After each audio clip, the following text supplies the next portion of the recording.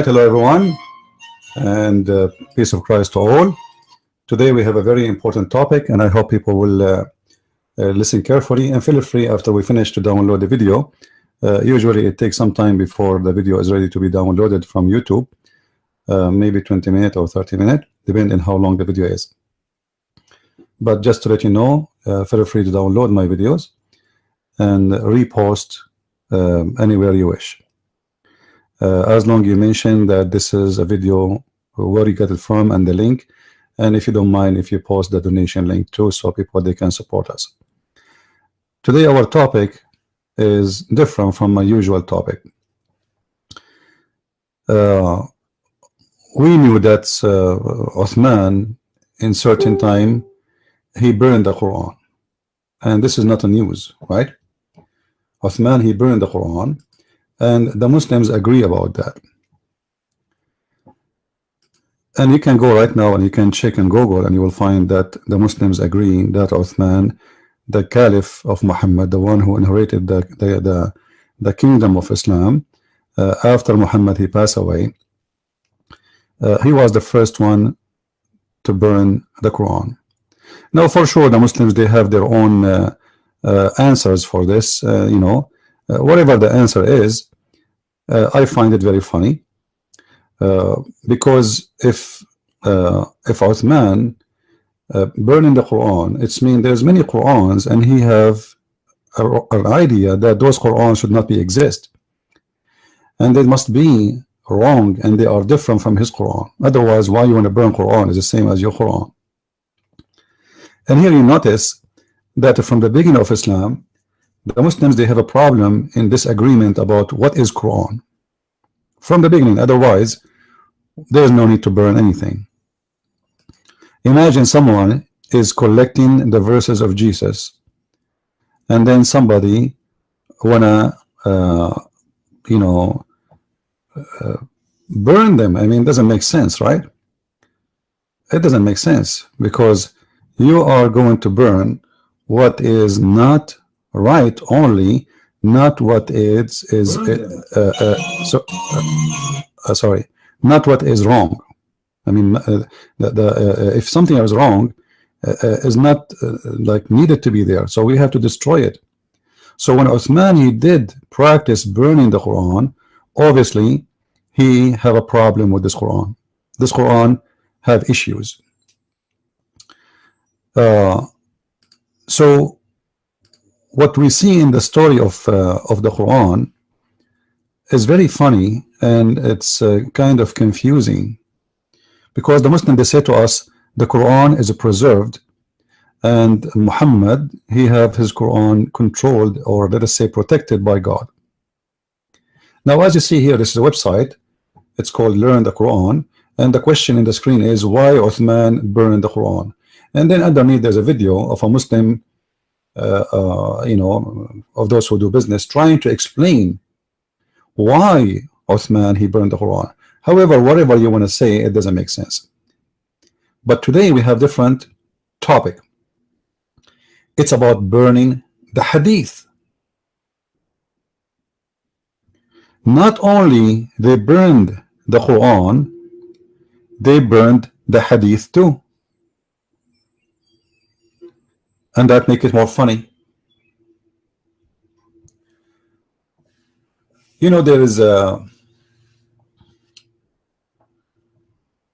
There is tons of hadith. I wish you guys you speak Arabic, because those hadith is really fantastic, and the more you read them, the more you laugh, and the more you wonder what is the problem with this religion. So I have a collection of hadith in front of me, and I will mention the reference one by one. However, here Aisha she said, I will translate for you if you don't mind. If you speak Arabic, you do not need my translation, you can read on the screen. حدثني someone like narrated by from Aisha that she said جمع أبي الحديث عن رسول الله صلى الله عليه وسلم وكانت 500 حديث فبات ليلته يتقلب كثيرا قالت فغمني فقلت etc. So the hadith, she's saying that Aisha she said that my father, who is Abu Bakr, he collected 500 hadith. And those are all the hadith about Muhammad. He have 500 collected by Abu Bakr. This means that Abu Bakr is writing the hadith. All right. And then she said, when he went to sleep, he could not sleep. Like he is like something is bothering him. You know, he could not. So when he woke up in the morning, he said to her, فلما أصبح قال أي بنية هلمني الأحاديث التي عندك فجئت بها فدعا بنار فحرقها.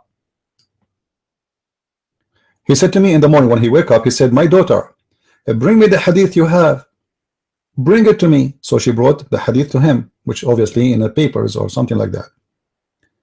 So he ordered to make a fire and he burned it. So Aisha, she said to him, why you burn it? فقلت لما أحرقتها?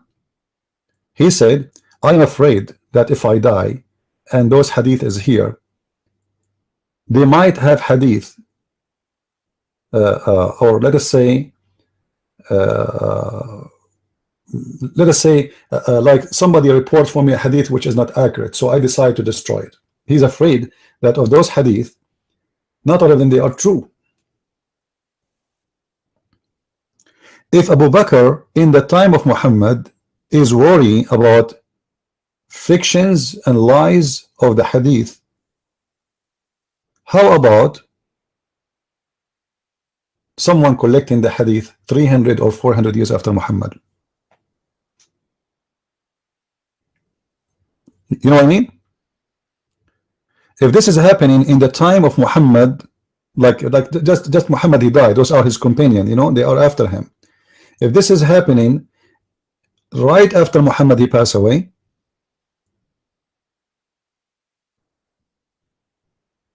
and Abu Bakr, he is afraid that those hadith are not trustworthy, so he burned it. How the Muslim can trust the hadith which is collected long after Islam?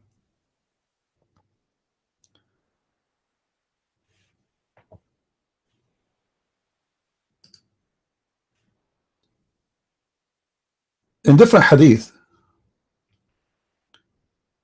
it says that Umar ibn Khattab, first we spoke about Abu Bakr, now we are talking about Umar ibn Khattab. This is the book Musannaf Abdul Razzaq, volume number 11, hadith number 20484, page number 258. Umar ibn Khattab, he said, I wanted to write the hadith, which is the sunnah of the Prophet, which means the practice of Muhammad. So I consult with the companion of the Prophet, and they said to me, write it. And he was thinking about it for a month, as it says here, for a month, the whole month he's thinking about it. And then one day he woke up in the morning, he said, I wanted to really write the stories and the words of the Prophet, but then I remember that about people who wrote books before, and they focus in those books and they left the books of God, and I swear by Allah I'm not going to write any. So Abu Bakr here, Abu Bakr, he burned the hadith. Umar, he refused to write the hadith.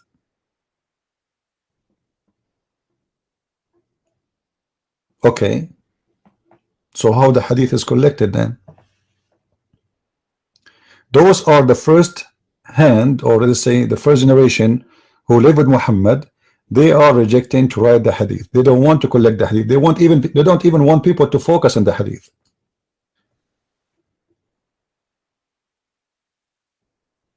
This is Abu Huraira, a very well-known reporter of the hadith. Abu Huraira, and the hadith is Sahih Muslim, hadith number 2098. Abu Huraira, he is called Abu Huraira. Huraira is like a spoiled name of a cat. So he is the father of cats because always he have cats around him. Remember, Muslim, they believe cats are clean, dogs are dirty. So Abu Huraira came to us and he struck his forehead So look like Abu Huraira is upset and he's mad. Why Abu Huraira is upset? What the problem? Obviously there's a problem, but let us see what is exactly this problem is.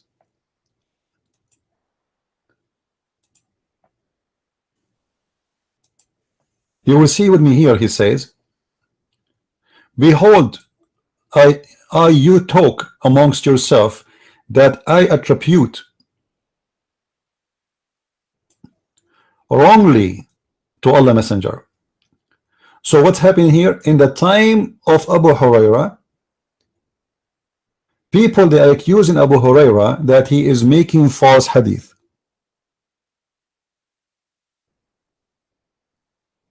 He's making false hadith.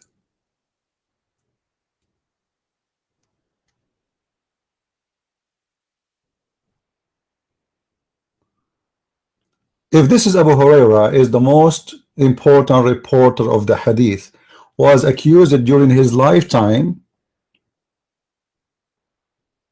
by the Muslims that he is fabricating hadith. And if I show you how many hadith is reported by this guy Abu Huraira, you will not believe it.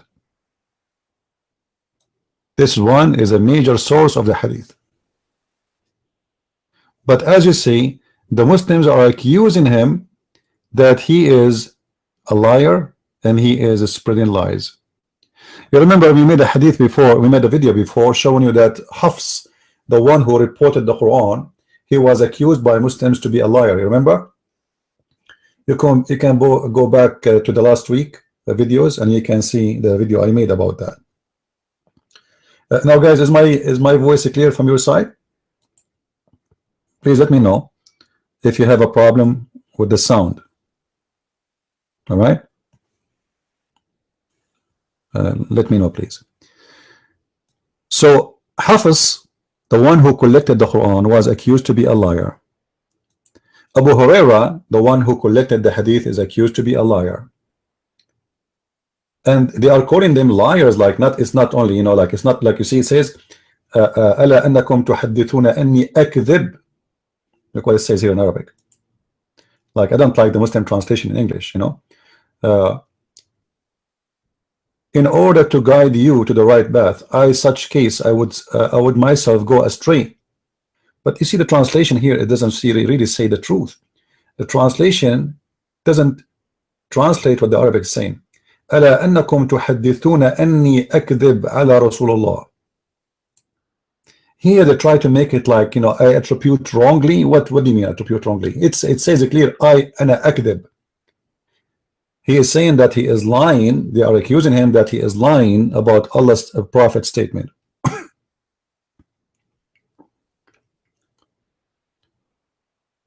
Then we need to ask ourselves, Uthman burned the Quran because the Quran is not matching. Abu Bakr burned the hadith because the hadith, he's afraid there's a lot of lies in it. Umar ibn Khattab, he refused to write the hadith because he's afraid that people, they might focus in the hadith, forget the Quran. Abu Huraira, one of the major reporters of the hadith, accused by Muslims in his time, in his lifetime. And remember, this is a companion of the Prophet. This is the guy who Muhammad asked him, if you remember the hadith, do you know where the sun goes? He said, the Prophet, you know better and Allah know better. So Muhammad, he said to him, the sun every day goes and sit and, you know, and in a murky water. And for sure this is a true hadith because this is matched with the Quran. But as we see here, he is accused of being a liar and he is accused to be a fabricator of the hadith. So how we can learn about the hadith of Islam if those are the major reporters of it? They are liars. In different hadith, you will see, and this is Sahih al-Bukhari, and this is the reference in the front of your eyes. I hope the screen is clear for you. You will see that Muhammad, he said, Muhammad in the element of death. When? In the element of death. He said, Ibn Abbas said, Ibn Abbas is the cousin of Muhammad. When Allah Messenger was on his death bed and there were some men in the house, he said who? Muhammad, come near, I will write for you something after which you will not go astray. And this is to prove my point that Muhammad, he knew how to write and how to read. Because if you do not know how to write, how to read, he should say, come here and write for me something will lead you, or etc., will guide you. But he did not say that. He said, come here, I will write for you something after which you will not go astray. Some of them, who they are in the house during the death of Muhammad, i.e. his companion, specifically the most close people to him, they said, Allah Messenger is seriously ill.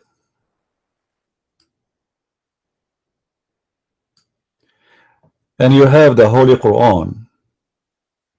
The fact, the one who said that, it was Umar ibn Khattab.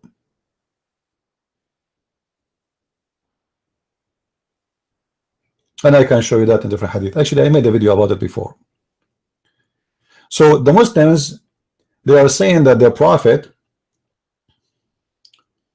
he is seriously ill, which means he lost his mind. This guy is gone crazy. So don't listen to him. And here we will find something very fishy in this story. If Muhammad have the Quran, and the Muslims, they have the Quran as you see, and they do not need any more as guidance, does that mean Muhammad was going to give them more Quran, but they refuse to receive it? Why did it not give him a paper and say, okay, write for us, let us see what you want to say? This guy is the one who gave them the whole Quran, and everything they have about their religion, it's coming from him. And now he is dying, and yet you don't want to listen to him. And notice here, Muhammad is saying the purpose of him asking or making a request to write, that because he believed that if he did not do this writing, they will go astray. So the Quran is the book of who? To make it simple, if the Quran is the book of guidance of Islam, and if Muhammad saying, without this paper I will write for you, or whatever he want to write, you Muslims will go astray, it means the Quran today is a lead of astray. Because as you see, the one who's saying that, not me, the one who is saying that is Muhammad himself, is saying, let me write for you something after which you will not go astray. Muhammad already, he knew the Quran is there, and he is the one who brought the Quran anyway. So there is no way the Quran maker, he do not know that the Quran is there. So why he is saying, if I don't write to you, I need to write this to you, he is worried about them. If I don't write this to you, you will go astray. The Muslims accuse their prophet to go crazy, and he lost his mind.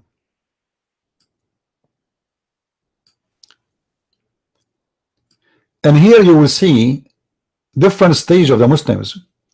You see, when you are a king and you are powerful and everybody fear you, and then suddenly you are in the bed dying, and then everybody almost is spitting at you. This is exactly what's happening. They ignore Muhammad, and not only that, they insulted him. They are saying that he is seriously ill. Actually, the Arabic statement in Arabic, it says قَدْ هَجَرَ الرَّسُولُ.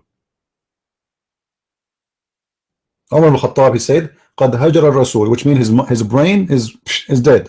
You know, he's like speaking stupid things.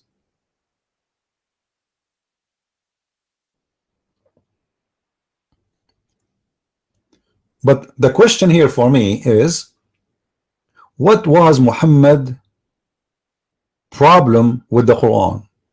Why Muhammad, he don't believe the Quran is an enough book so they will not go astray? And if Muhammad is a true prophet of God, and God he protect him until the last second in his life, and he will not let him say stupid words, and I think most of Muslims, they will believe in this. They will say, no way, the prophet, he is not losing his mind. No way. If this is a true, then there is something missing in Islam. Islam is not complete. Muhammad, he died before he finished his message.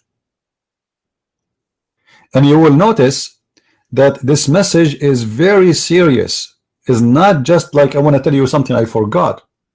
No, he is saying it clearly that this message is the only way to protect you from going astray, as you see here.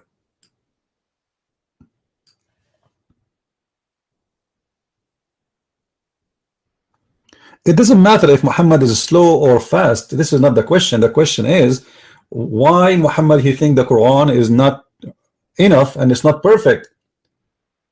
This man is in the death of the element of death, and yet he is strongly believe that the Muslims, they don't have the guidance message yet. So the Quran, what is the purpose of it if this is will not go astray from getting lost? And then you will see here that after Muhammad he said that, the story is not over yet. So the people of in the house, they like they have different opinion about this issue, you know, as you see here. So each one of them he have like his own, like, should we give him a paper, should we see what we, you know, like, why you don't want to listen to him? So they are having a fight over should we listen to Muhammad or we should not. Some of them said give him writing material, and this is proof again that Muhammad he knows how to write, how to read. Otherwise they didn't say, okay, let us write for him. Look, give him writing material so that he may write for you something, after which you will not go astray, because that's what he said. While others said the other way, which means we should not. So when their talk and differences increased, they start shouting at each other. Allah apostle said, get up, Ibn Abbas.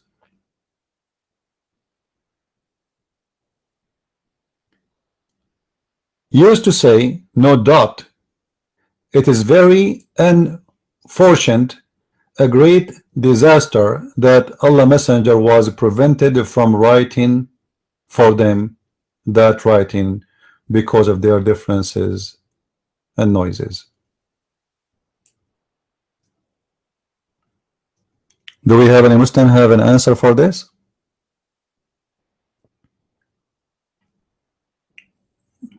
Do we have any Muslim? He have any answer for this? Absolutely not. So based on this, you will see Ibn Abbas is the cousin of Muhammad, and he is called Hibrul Ummah in Islam, which means he is the highest scholar ever in Islam. He said that it was a disaster, a great disaster, that it did not allow the Prophet, and the Prophet was prevented from writing for them that writing because of their differences and noises. We continue because the disaster is not end here. The disaster have more stories.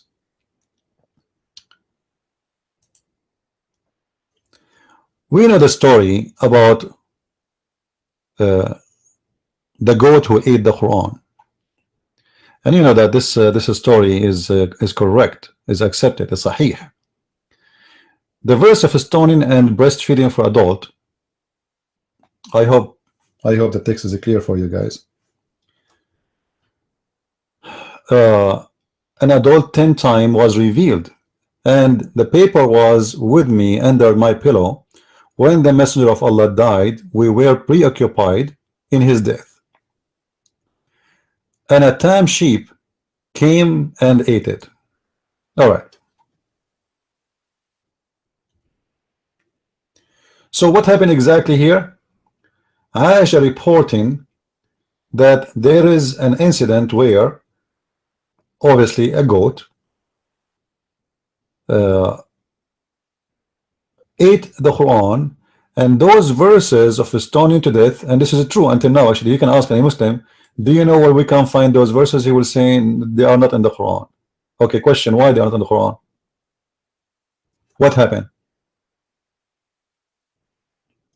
And actually, I'm very upset from this goat because I wish we can find this, the breastfeeding for an adult 10 times in the Quran. That will be very funny, and Playboy magazine, they will like it. For those who do not know what this means, according to Muhammad, any Muslim woman she wanna associate with a strange man, she have to give him her nipples, and he have to suck it 10 different times, in 10 different occasions, 10 different days, until he is satisfied. And actually, I support this practice a lot if Muslims want to do it, because that will make Islam looks really stupid and expose Islam more. But the important here that the stoning verses and the breastfeeding for adult, according to the story here, they are eaten by a goat, and the goat destroyed it. All right. We showed you in the hadith before Muhammad saying, bring me a paper so I will write for you something will not let you go astray. Question, who is the one who was writing those Quran and they were under the pillow of Muhammad? Maybe Muhammad. Same time, if the Quran is preserved, but obviously is not, the goat ate the verses, and the Muslim, they say to us that Allah preserved the Quran in the chest of the believers. They can recite the Quran. Okay, here we go. Recite for me the breastfeeding for adult. Recite for me why it's in the Quran. The goat ate it. Understand? The goat ate it, but Uthman, he made the Quran after Muhammad's death. Why Uthman did not find the verse of stoning to death and the breastfeeding for adult in his Quran?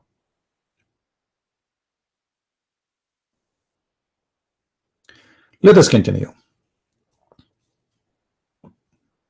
And again, I am very upset from this goat for what she did, because now she destroyed a very important proofs in the Quran.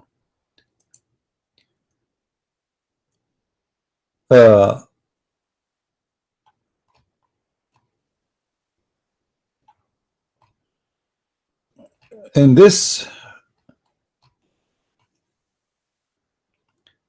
let us see here.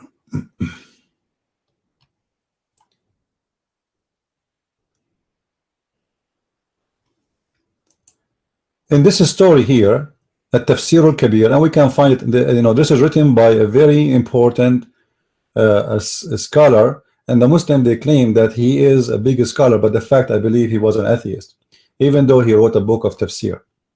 However, this whole story is not only written in his book, it exists in many books. But just to show you what happened here. In the story here, it says that when Muhammad, he have an scribe, he is writing the Quran for him. In this story here, Muhammad, he have a person who is writing the Quran for him. His name is Abdullah ibn Sarh. And when he was reciting Quran for him, and Abdullah ibn Sarh, he was writing, Abdullah ibn Sarh, he suggests to Muhammad to write the Quran in a different way, which means he changed the sentence. And he is the one who said, based on this story, فَتَبَارَكَ اللَّهُ أَحْسَنُ الْخَالِقِينَ, blessed be Allah, the best of the creators.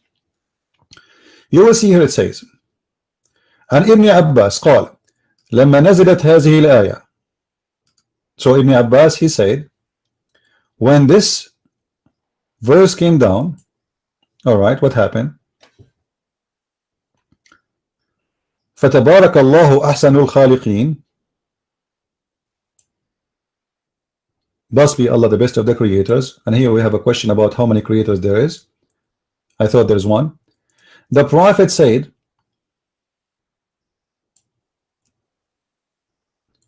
oh sorry, let me go back from the beginning. Sorry, I missed a line. Reported by Ibn Abbas from and Abdullah ibn Sa'd ibn Abi Sarh, that a guy, his name is Abdullah bin Sa'd bin Abi As-Sarh, page number 76. He used to write the Quran for the Prophet. When he finished, or let us say when he arrived to the writing where it says خلقا آخر in the verse, Abdullah, he was like surprised with this, and then he said فَتَبَارَكَ اللَّهُ أَحْسَنُ الْخَالِقِينَ. This guy, he was listening to Muhammad, he arrived where it says خَلْقًا آخَرَ, another creation. So Abdullah ibn Sarh, he liked it, so he said, blessed be to Allah. And Muhammad, he said to him, write it there. What do you mean write it there? He said to him, write there what you just said. Allah just sent it to me too. هكذا نزلت. So Abdullah ibn Sarh, he have a suspicion about Muhammad, and he said, if Muhammad is a truthful about him being a prophet inspired by God, well, you know what, I am a prophet inspired to me by God, because he used my sentence to make a Quran. And if Muhammad was a liar, then there is no good in his religion. Then this guy, obviously he became an apostate and he ran away from Mecca. So Muhammad is copying a statement of his own inscribed guy, and this guy, he noticed and he got him busted. This guy, I am the one who said the sentence, and Muhammad took it and he said put it in the Quran. So there is no way he can be a prophet of God. So he ran away and he was apostate, and actually he is maybe one of the first apostate in the religion of Islam. And remember, this guy was so close to Muhammad, so he knew him very well. He was his inscribed. He sat with him many hours a day when he write. Then we continue. All the reference we are showing you will take us to one ending.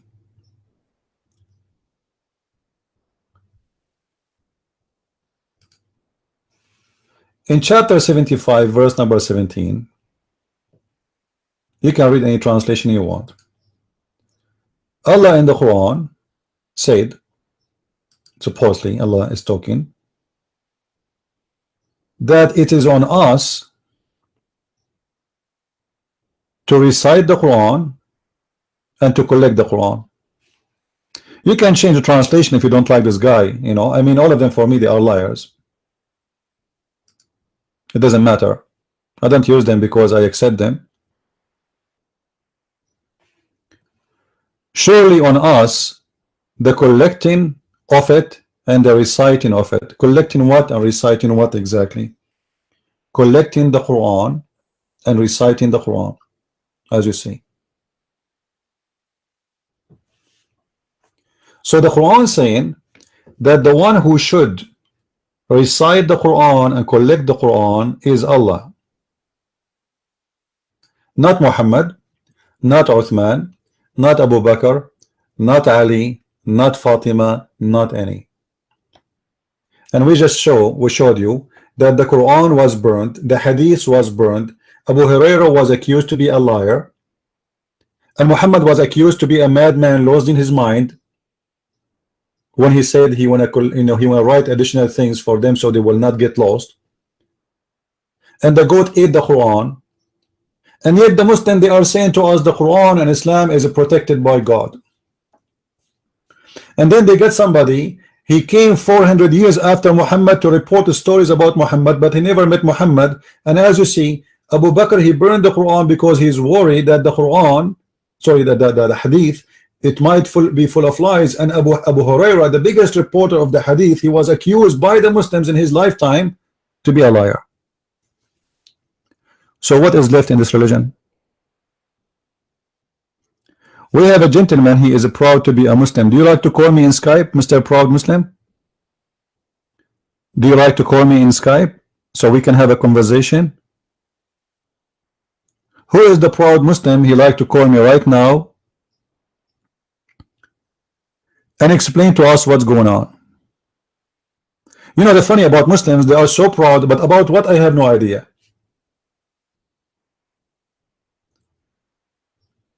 They accuse their prophet to be crazy, his wife accused to be a whore.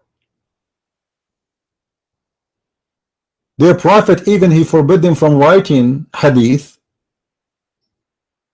I mean, what is proud about? What do you Muslims have to be proud about? Can anyone tell me?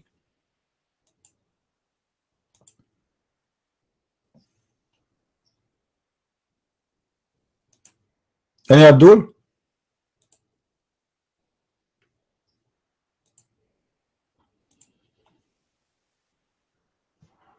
Are you proud about calling your prophet crazy?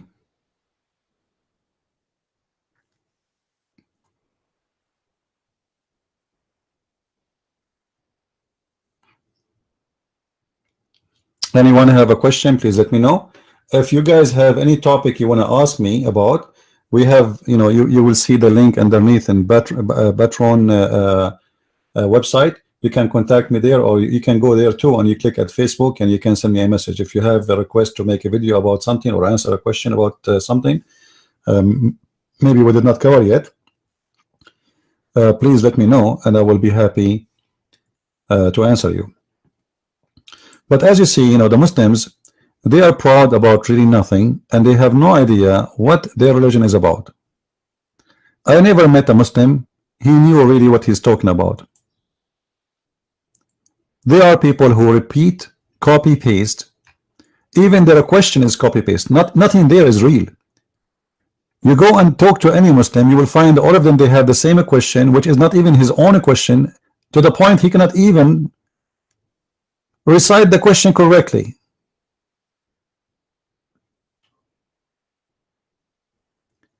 And we as a Christians, we have thousands of manuscripts, and our manuscript written, most of it right after the Messiah, few years after him, and they don't accept it, but they accept someone telling them about the Messiah who came 600 years after Muhammad, and then 300 years after Muhammad they collected some hadith about him, and they don't even have original Quran,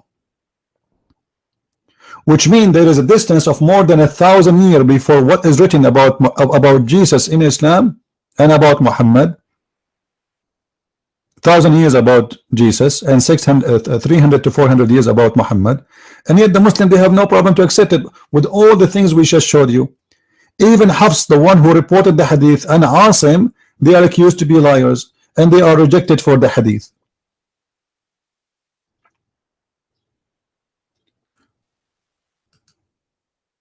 I advise you Muslims, if you like to learn and read more, you can go to Amazon.com and you can type my name and you will find a list of my books, and feel free to read them. Maybe you will wake up and see the truth. Obviously this religion is nothing but a cocktail, a collection of he said, she said, but there is no proof of it, and nothing there is authentic, as you see with your own eyes from the Muslim books. They themselves, they don't agree with it. They themselves, they accuse their prophet to be crazy, and I believe Muhammad have a mental issue. As you remember, Muhammad, he imagined himself having sex, but in fact he never did. The hadith says the prophet, he imagined himself he has done things, but in fact he never did. I mean, this is a clear sign that Muhammad having or suffering from mental issues. And this is why I say to the Muslims, how authentic Islamic books is.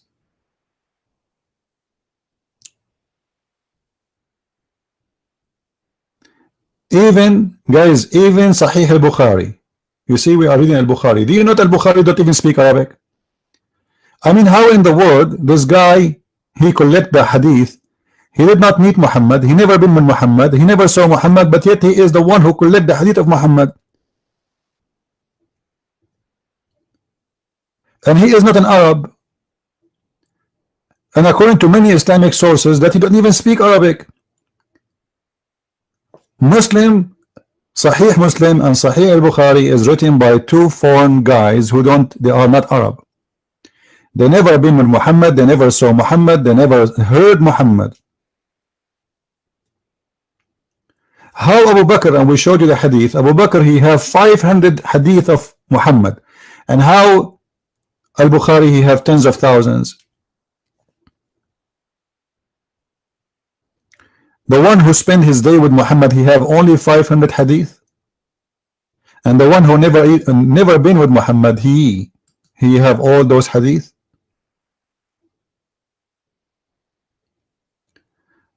I believe this is the most weird, funny religion, and to believe in it, I think you have a serious issue.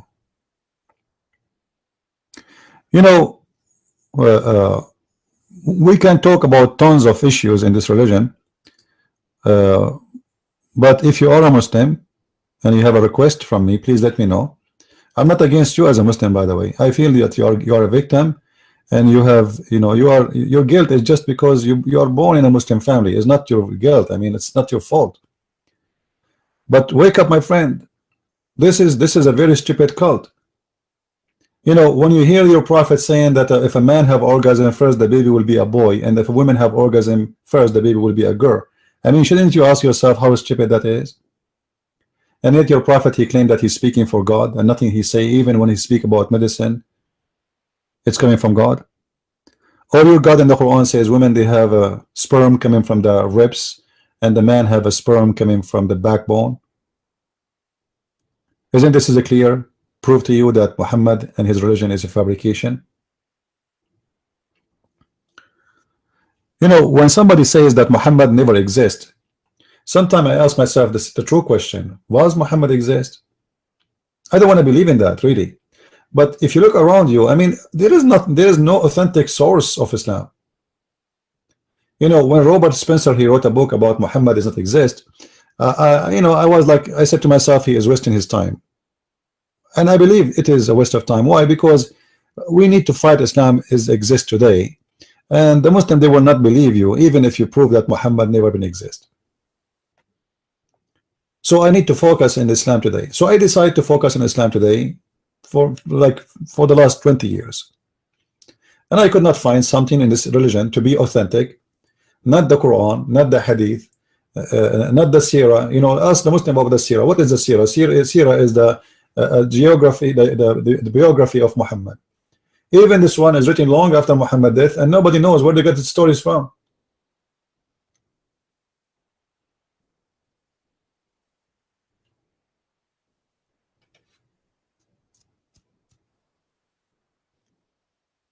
So I don't know how a Muslim can believe in this religion.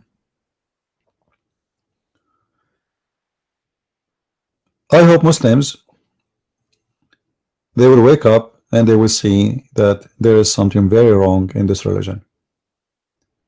With this, I want to say thank you guys for being with us. I hope you did enjoy, and please feel free to download my videos and share them. And there's a link I made down under the video about Allah is a being, a physical being. Please download that video. It's very important, or at least download it and share it in your, if you don't want to share it in your Google, in your YouTube, you can download it and put it in your Google so you can share it with your friends. This is extremely important video. Show you that the Muslims who reject Jesus for being a man, they have a God who was an octopus. He's a physical being. He have legs, he have shins, he have hands, he have 5 fingers. The only thing the Muslim did not mention if you have teeth or not. And imagine if Allah have face, I have 2 eyes, he have a nose, but he don't have teeth. That would be funny. That will remind me of my grandfather before he passed away. With this, I want to say God bless you. May the Lord open the eyes of the Muslims, and may the Lord guide us for the best, for he is the best. And I believe strongly that any religion who prevent its followers from using their brain and thinking, it is a false religion. This is why me myself, I believe in the Messiah, for he said, read the books. Read the books, which means search the books. Find the truth, and the truth will set you free. That is my Lord. While the Lord of Islam, he said in chapter 5 verse 101 in the Quran, ask not questions. Ask not questions. Verse 102 says why? Because former generations, they asked the same questions and they lost their faith because of it. We as a Christians, we should ask questions. A person who asks and investigate, when he became a believer, he will become a strong believer. And you Muslims, you don't dare to ask questions because you know that you have no answer. And the answer, if it exists, is going to be shocking, bad news for your God, for he is nothing but a cult. With this, I say God bless you. Christ is Lord. And see you soon again. Please don't forget to subscribe so you will be notified when we have a live a broadcast, and you will be informed. Christ is Lord. Islam is false. I mean to that. And see you soon again. Bye-bye.